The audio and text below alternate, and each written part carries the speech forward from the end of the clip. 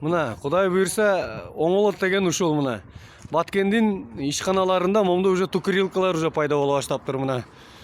Жаштары да, карылары да уже бул тукурилкаларда эме кылат экен. Мындай эшикке түкүрбөйт, бул тукурилкада турабыз дейт мына түкүрүп коюп. Бул ишканада отурган бул балдар экен мына. Шу очередь күтүп турат, ушу тукурилка качан бошосо, аксакалдар кеткенден кийин анан биз барабыз деп бул жаштары ушу тукурилканы күтүп турушат азыр.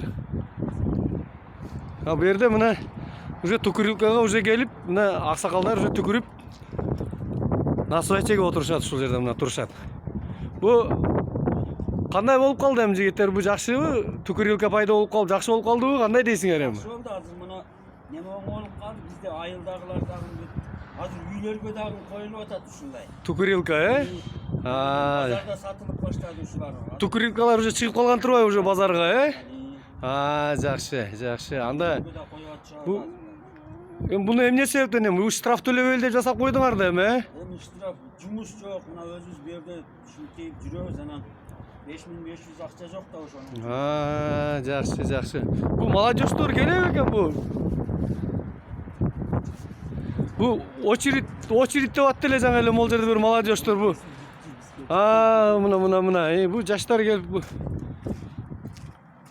Ушундай турбайбы,